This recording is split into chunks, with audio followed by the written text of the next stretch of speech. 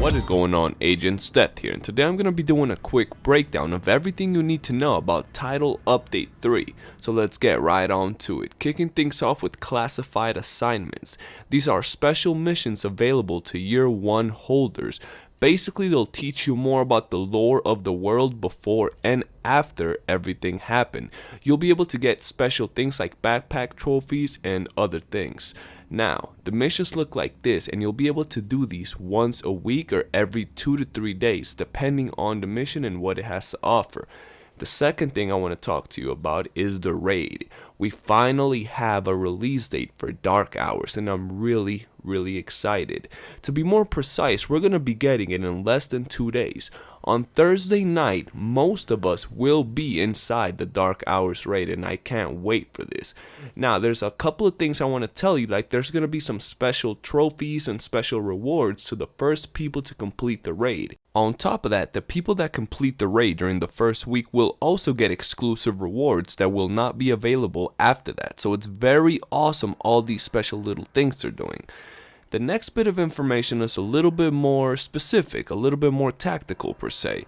First off, now we'll be able to purchase a lot more blueprints for our skill mods. So we'll be able to get blueprints for our skill mods in our crafting station. We'll actually be able to purchase all the blueprints right here, and as you can see right on top, they will refresh every so often, allowing us to keep getting blueprints that we don't have.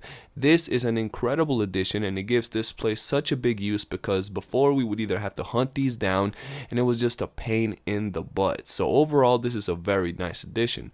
But the next bit of information is really nice. Y'all know those blueprint mods we were getting for doing control points level 3 or higher? You know how they were pretty hard to get, especially if you were a solo player?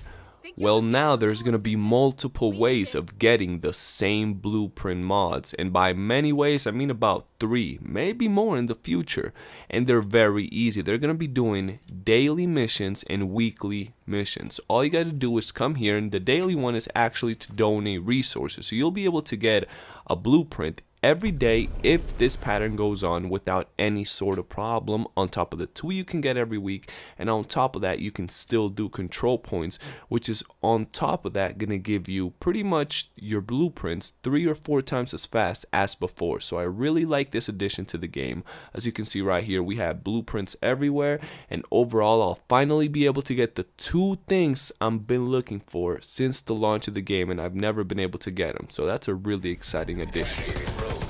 The next bit of news is for PvP. To be more precise, the Dark Zone. They've made it so it feels more alive, more full, and they've done this by removing some of the brackets they had before, like whether you are a low tier player, whether you are a world tier 1 or a world tier 5 player. They've taken this off so it feels more active, more interactive, and overall you'll see a lot more player interaction. The next bit of news is a nice addition to the game, especially for the PvE side of things. I really enjoy seeing my stats. I want to know how much DPS I'm outputting, if I'm getting kills, if I'm, assisting kills, if I'm reviving my teammates. I like knowing all that, and you'll be able to know that after you finish a mission. As you see right here, we'll be able to see our damage dealt, kills, revives, all this information.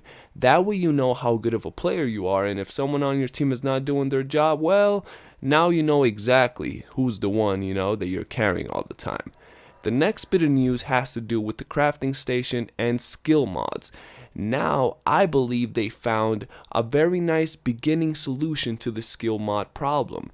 Now you'll be able to get mods for your skills that actually give you skill power, allowing you to maybe reach the skill power you need for the other 2 slots on your skills. So even though it will render one of the slots useless because you'll just be getting skill power from there, you won't have to sacrifice so much in your builds to actually reach that skill power. So overall, it's a very nice situation.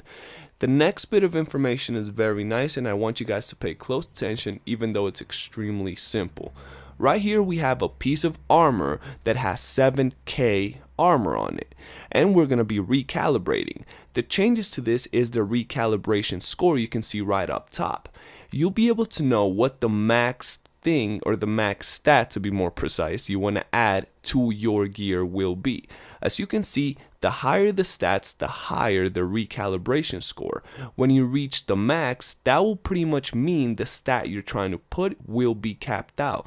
So if you happen to have a really nice stat that is higher than the one you have, and it only goes to like 43, you know you can recalibrate that same stat to a much higher stat if you happen to get something with a nice roll, and I really like that.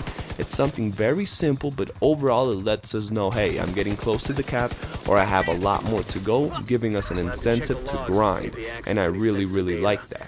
Another addition to the game is the fact they actually changed a lot of the talents. They didn't change them drastically, but they did add minor changes. I will be posting the patch notes down below, so make sure to check them out. And the last bit of information I want to give you, they're gonna be doing an apparel event, the Dark Owl apparel event. So when this launches, I'm gonna give you the full information, how you can get all these apparel items, because you guys know I love to look good. And that's about it for this video. I hope you've enjoyed it. Make sure to smash that like button and subscribe if you want to see more Division 2 content. Let me know. And for now, your boy Death Gun out.